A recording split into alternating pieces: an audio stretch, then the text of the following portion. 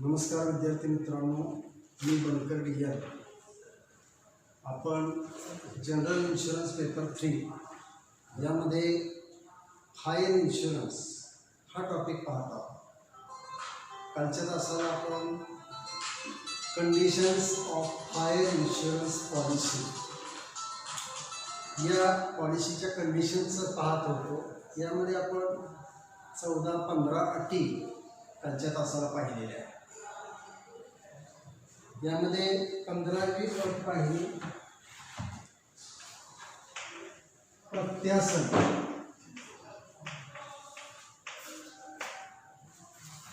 प्रत्यासनाची अट काल पाहिलेली होती. या अटीमध्ये काय सांगितलेलं आहे तर या अटीनुसार जेव्हा विमा कंपनी विमेदाराला संपूर्ण नुकसान भरपाईची रक्कम देते आणि अशी संपूर्ण नुकसान भरपाईची रक्कम दिल्यानंतर अशा हानीसाठी जर एखादी त्रयस्थ व्यक्ती जबाबदार असेल तर या त्रयस्थ व्यक्तीवर कायदेशीर कारवाई करण्याचा विमेदाराचा जो अधिकार असतो तो अधिकार या अटीनुसार विमा कंपनीकडे हस्तांतरित होत असतो. त्याचप्रमाणे अशा हानीमधून जर काही अवशेष भाग मालमत्तेचे शिल्लक राहिलेले असतील तर अशा अवशेष भागावर देखील विमा कंपनीला आपला अधिकार प्रस्थापित करता येतो असं या अटीमध्ये सांगितलेलं आहे.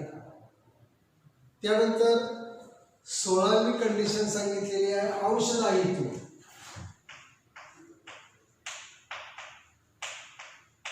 अंशदायित्व आता अंशदायित्वाच्या अटीनुसार किंवा वर्गणीच्या अटीनुसार जेव्हा एकाच विमा विषय वस्तूचा एकाच धोक्यासाठी एकापेक्षा अनेक विमा कंपन्यांकडे विमेदार विमा घेत असतो आणि अशा वेळी जर त्याच्या मालमत्तेचे नुकसान झाले तर झालेले नुकसान एकच विमा कंपनी भरून न देता त्याने ज्या ज्या विमा कंपन्यांकडे विमा घेतलेला आहे त्या त्या विमा कंपन्या आपल्याकडे उतरविलेल्या विम्याच्या प्रमाणात विमेदाराचे झालेले नुकसान एकत्रित भरून देते.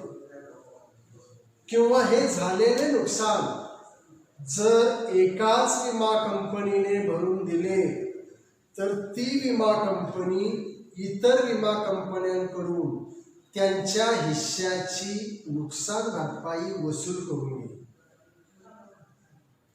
फॉर एक्झाम्पल, विमेदाराने आपल्या 1 लाख रुपये किमतीच्या मालमत्तेचा विमा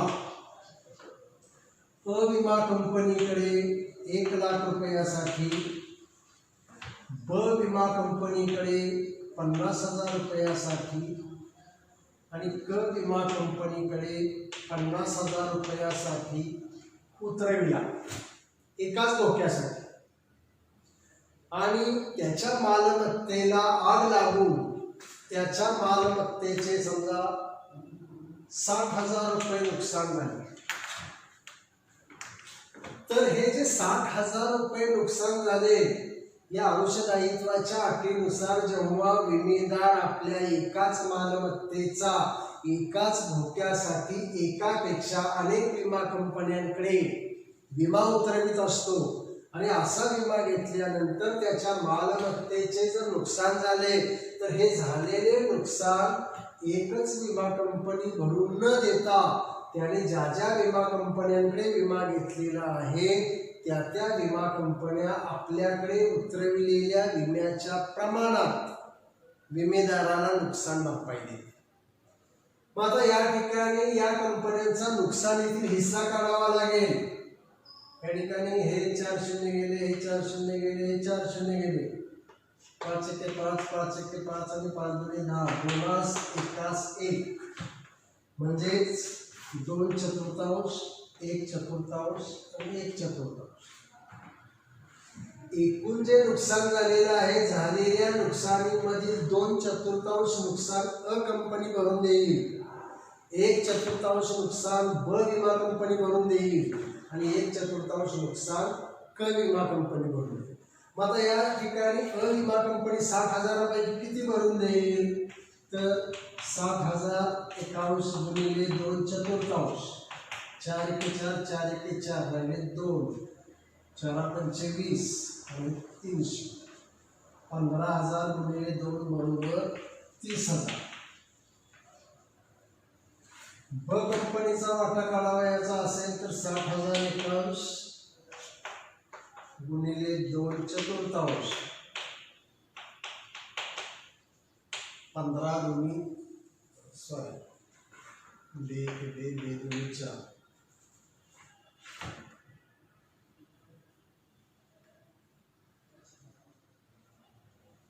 तर अशा पद्धतीने विमेदाराचे झालेले जे नुकसान आहे या ठिकाणी ब कंपनी 15,000 रुपये, क कंपनी 15,000 रुपये आणि कंपनी 30,000 रुपये अशा पद्धतीने विमेदाराचं झालेलं नुकसान एकत्रित भरून देते. किंवा हे झालेलं नुकसान जर कंपनीने भरून दिले पूर्ण 60,000 रुपये तर कंपनी ब कंपनीकडून 15,000 रुपये आणि क कंपनीकडून 15,000 रुपये अशा पद्धतीनं नुकसानीची रक्कम वसूल करून घेईल असे या तत्वामध्ये किंवा या अटीमध्ये सांगितलेलं आहे. 17वी अट सांगितलेली आहे सरासरी.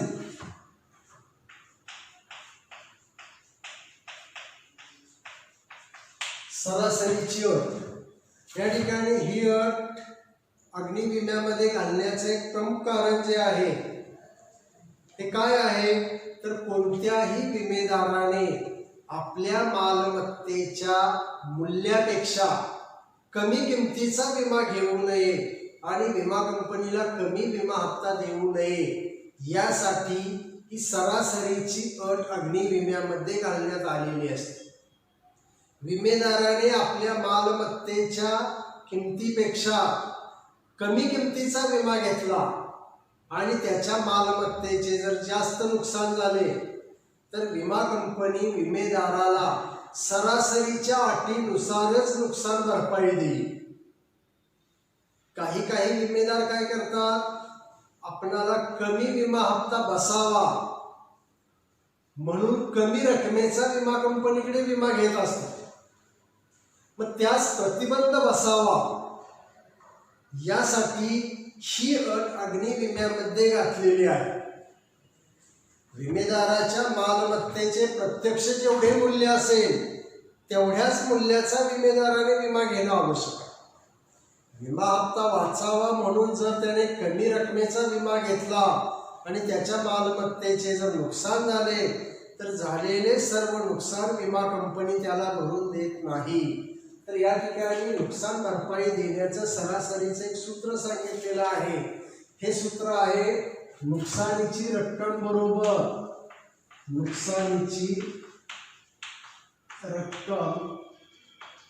बरोबर विमा रक्कम भागिले मालमत्तेची किंमत. विमा रक्कम भागिले मालमत्तेची किंमत गुणिले प्रत्यक्ष झालेले नुकसान. प्रत्यक्ष झालेले नुकसान या सूत्रानुसार जेवढे नुकसान भरपाई येईल तेवढीच नुकसान भरपाई विमा कंपनी देईल. कारण या ठिकाणी विमेदाराने आपल्या प्रत्यक्ष मूल्यापेक्षा मालमत्तेच्या प्रत्यक्ष किमतीपेक्षा कमी किमतीचा विमा घेतलेला आहे. फॉर एक्झाम्पल विमेदाराच्या मालमत्तेचे मूल्य 80,000 रुपये आहे. मालमत्तेचे मूल्य 80,000 रुपये आहे. त्या मूल्याचा त्याने विमा घेतला 60,000 रुपयाचा आणि नुकसान झालं 40,000 रुपये. मालमत्तेची किंमत आहे 80,000 रुपये. 80,000 रुपये किमतीच्या मालमत्तेचा 60,000 रुपयाचा विमेदाराने विमा घेतला. कशासाठी तर आपल्याला विमा हप्ता वाचावा या उद्देशाने.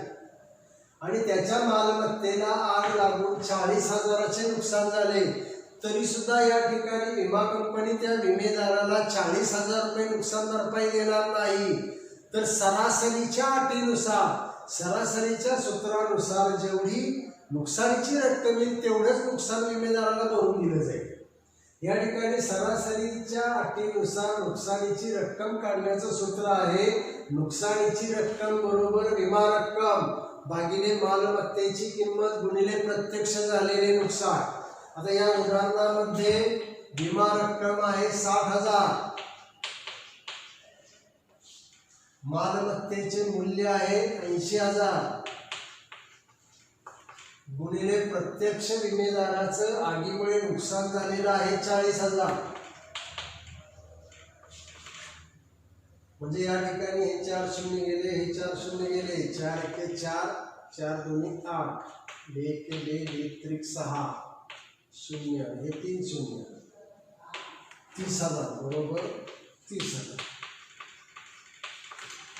म्हणजे या ठिकाणी जरी विमेदाराचे आगीमुळे 40,000चे नुकसान झालेले असले तरी विमा कंपनी विमेदाराला फक्त 30,000 रुपये नुकसान भरपाई देईल. राहिलेले जे 10,000 नुकसान आहे हे नुकसान स्वतः विमेदाराला सहन करावं लागेल. तर असं का झालेलं आहे, तर विमेदाराने प्रत्यक्ष मालमत्तेच्या किमतीचा विमा घेतलेला नाही, तर विमा हप्ता वाचण्यासाठी त्याने कमी किमतीचा विमा घेतला. म्हणून प्रत्यक्ष नुकसान झालेलं आहे तेवढं नुकसान विमा कंपनी सुद्धा भरून देणार नाही, त्यापेक्षा कमी नुकसान भरून दिलं जाईल आणि राहिलेलं नुकसान स्वतः विमेदाराला सहन करावं लागेल. यासाठी अग्नि विम्यामध्ये ही सरासरीची अट सुद्धा घालण्यात आलेली असते. पुढची 18वी अट सांगितलेली आहे लवाद.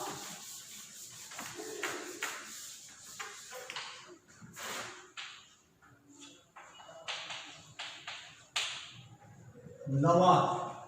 आता ही लवाद जी अट घातलेली आहे यामध्ये जर विमेदार आणि विमा कंपनी या दोघांच्या मध्ये नुकसानीच्या रकमेवरून जर काही मतभेद निर्माण झाले तर ते मतभेद लवादाकडे नेण्यात येतात. असा मतभेद लवादापुढे मांडण्यात येत असतो आणि लवाद जो निर्णय देईल तो निर्णय दोन्हीही पक्षावर म्हणजेच विमेदारावर आणि विमा कंपनीवर दोघांच्यावरही बंधनकारक राहील असे या अटीमध्ये सांगितले. लवादाची ही जी पद्धत आहे ही अतिशय कमी खर्चिक आहे आणि लवकर निर्णय मिळण्याची आहे. समजा विमेदार आणि विमा कंपनी या दोघांच्या मध्ये नुकसानीच्या रकमेवरून काही मतभेद निर्माण झाले आणि विमेदार कोर्टात गेला तर कोर्टात गेल्यानंतर कोर्टाचा निर्णय हा लवकर लागेलच असं सांगता येत नाही. यासाठी विमा कंपनीनेच ही अट पॉलिसीमध्ये घातलेली असते. जर असे काही मतभेद निर्माण झाले तर असे मतभेद हे लवादामार्फतच सोडविण्यात येतात. मग त्यामुळे अशा पद्धतीचे जर काही मतभेद निर्माण झाले तर ते लवादापुढे मांडण्यात येतात. लवादाची पद्धत जी आहे ही कमी खर्चिक आहे आणि कमी वेळामध्ये लवादाकडून निर्णय मिळत असतो. यासाठी लवादाची अट सुद्धा अग्नि विमा पॉलिसीमध्ये घालण्यात आली. 19वी अट सांगितलेली आहे मर्यादा.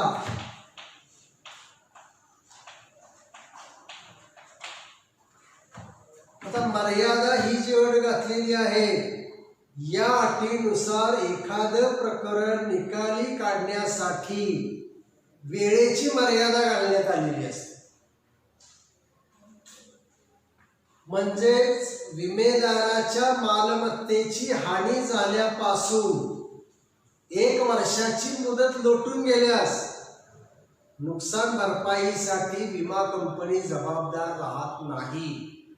त्यामुळे 1 वर्षाच्या आतच नुकसानीची रक्कम विमेदाराने विमा कंपनीकडून घेणं आवश्यक आहे. जर असा क्लेम लवादाकडे किंवा विमा कंपनीकडे पडून राहिला असेल आणि अशा वेळी जर ही मर्यादा 1 वर्षाची मर्यादा ओलांडली गेली तरी चालेल. त्याचबरोबर विमा कंपनीने नुकसान भरपाईची रक्कम नाकारल्यास अशी नकाराची सूचना मिळाल्यापासून 1 वर्षाच्या आत विमेदाराने कोर्टात केस दाखल न केल्यास ती केस कालमर्यादा बाह्य समजली जाईल, असं या मर्यादा या अटीमध्ये सांगण्यात आलं. आणि शेवटची अट सांगितलेली आहे नोटीस.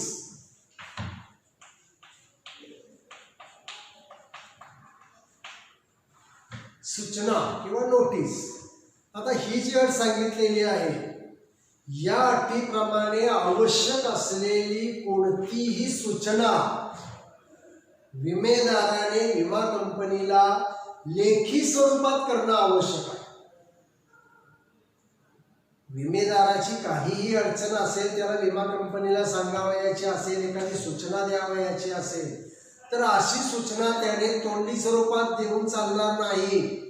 तर अशी कोणतीही सूचना विमेदाराने विमा कंपनीला लेखी स्वरूपात दिली पाहिजे.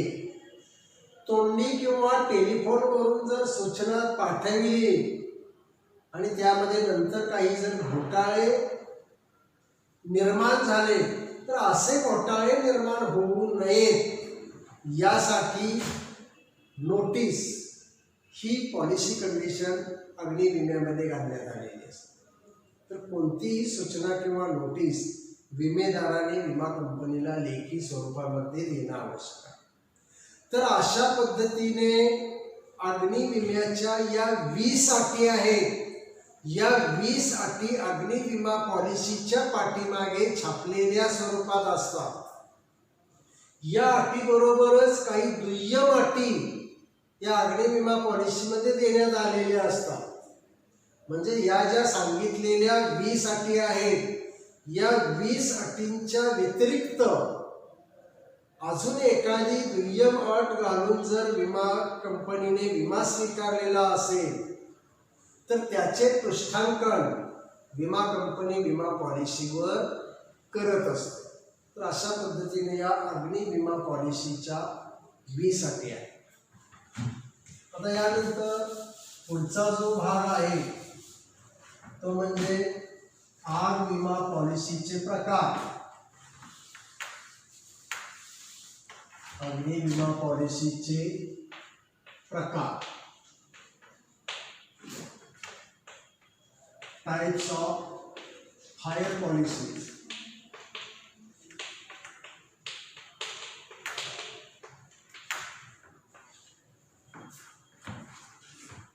अग्नि विम्यामध्ये कोणकोणत्या प्रकारच्या विमा पॉलिसी दिल्या जातात याचा अभ्यास आपल्याला या भागामध्ये करावायचा आहे. साधारणपणे 12 ते 13 विमा पॉलिसीज या अग्नि विम्यामध्ये देण्यात आलेल्या आहेत. या सर्वच पॉलिसी आपल्या भारतामध्ये चालत नाहीत, परंतु यापैकी काही पॉलिसी या अतिशय महत्त्वाच्या आहेत. सर्वसाधारणपणे अग्नि विम्यामध्ये पूर्वीच्या काळी जर आगीमुळे काही नुकसान झालं तर मालमत्तेची हानी भरून देण्यासाठी एकाच प्रकारची विमा पॉलिसी दिली जात असे पूर्वीच्या काळात. परंतु आधुनिक समाजात संकटाचं स्वरूप जसजसं बदलत गेलं तसतसे अग्नि विम्याच्या नवीन नवीन विमा पॉलिसीज सुरू होऊ लागल्या. वेगवेगळ्या देशामध्ये आग विमा पॉलिसीचे निरनिराळे प्रकार आपणास पाहावयास मिळत असतात, परंतु आपल्या भारतामध्ये प्रमाणित किंवा सर्वसामान्य आग विमा पॉलिसी हीच विमा पॉलिसी जास्त प्रचारात असलेली पॉलिसी आहे. इतर प्रकारच्या पॉलिसी आहेत, परंतु त्या तुरळक प्रमाणामध्ये वापरल्या जातात किंवा लोक घेत असतात. मग यामधले जे काही प्रमुख प्रकार आहेत आग विमा पॉलिसीचे यामध्ये पहिला प्रकार जो आहे तो म्हणजे प्रमाणित किंवा सर्वसामान्य विमा पॉलिसी. प्रमाणित किंवा सर्वसामान्य पॉलिसी.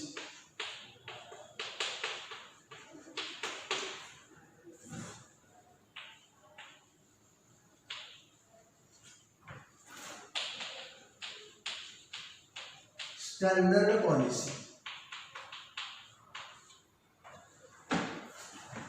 तर प्रमाणित किंवा सर्वसामान्य विमा पॉलिसी जी आहे ही पॉलिसी कुणाला दिली जाते आणि कोणत्या मालमत्तेसाठी ही पॉलिसी घेता येत असते. तर सर्वसामान्य मालमत्ताधारक, व्यापारी, कारखानदार या लोकांच्यासाठी घर, इमारत, कारखाना, गोदाम, दुकान किंवा त्यामध्ये ठेवलेला व्यापारी माल, यंत्रसामग्री अशा मालमत्तेसाठी ही प्रमाणित किंवा सर्वसामान्य आग विमा पॉलिसी देण्यात येत असते. जर अशा मालमत्तेचे आग लागून नुकसान झाले तर त्यापासून संरक्षण मिळण्यासाठी विमा कंपनी विमेदाराला जी विमा पॉलिसी देत असते त्या पॉलिसीला सर्वसामान्य किंवा प्रमाणित विमा पॉलिसी असं म्हटलं जातं.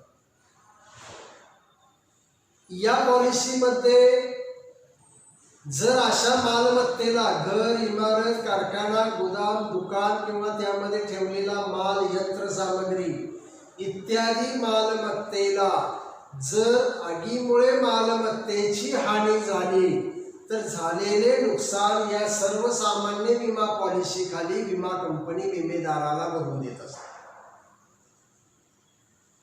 ही जी सर्वसामान्य विमा पॉलिसी आहे या पॉलिसीला अग्नि विमा पॉलिसीच्या ज्या 20 अटी आहेत या 20 अटी देखील लागू आहेत.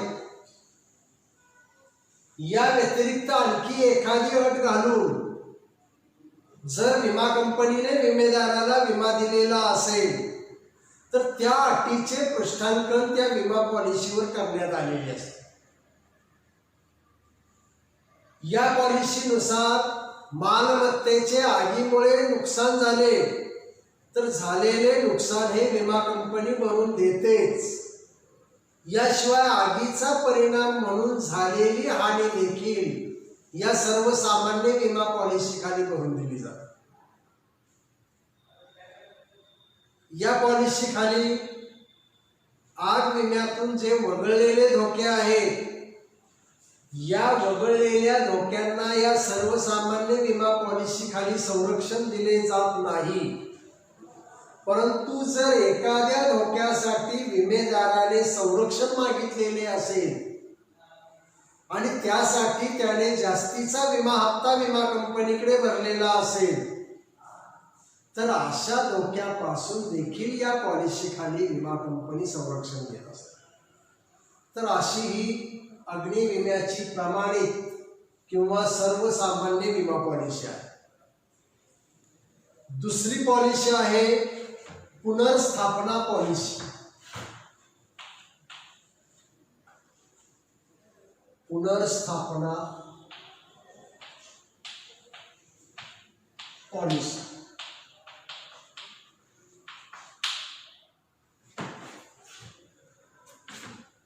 Replacement policy.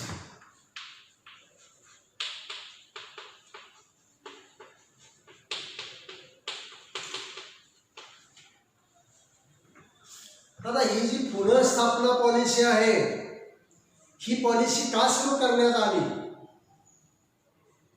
तर पूर्वीच्या काळी या प्रकारची विमा पॉलिसी अस्तित्वात नव्हती.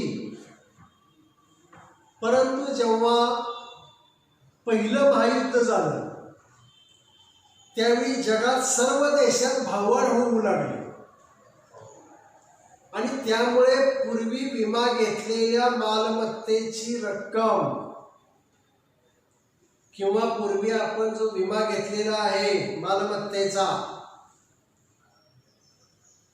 त्या मालमत्तेची हानी झाल्यानंतर हानीची मिळालेली रक्कम पुन्हा तशाच प्रकारची मालमत्ता निर्माण करण्यासाठी अपुरी पडू लागली.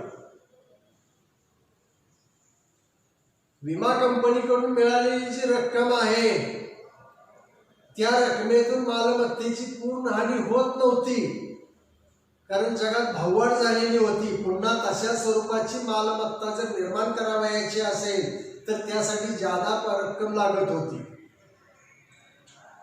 म्हणजे अशा मालमत्तेची पुनर्स्थापना करणे विमेदाराला शक्य होत नव्हते. विम्याची रक्कम मालमत्तेची पुन्हा उभारणी करण्यासाठी अपुरी पडू लागली आणि म्हणून ही जी पुनर्स्थापना पॉलिसी आहे ही पुनर्स्थापना पॉलिसी सुरू करण्यात आली. आता ही जी पुनर्स्थापना पॉलिसी आहे ही पॉलिसी घर, इमारत, यंत्रसामग्री अशा मालमत्तेसाठी दिली जात असते. ही मालमत्ता सोडून इतर वस्तू किंवा व्यापारी माल असेल तर यासाठी ही पुनर्स्थापना पॉलिसी दिली जात नाही. ही जी प्रमाणित किंवा सर्वसामान्य पॉलिसी आहे या पॉलिसीपेक्षा पुनर्स्थापना पॉलिसीला विम्याचा हप्ता थोडासा जास्त असतो. तर यासाठी ही पॉलिसी सुरू करण्यात आलेली आहे. तिसरी पॉलिसी आहे मालसाठा निवेदन. मालसाठा निवेदन किंवा घोषित विमा पॉलिसी.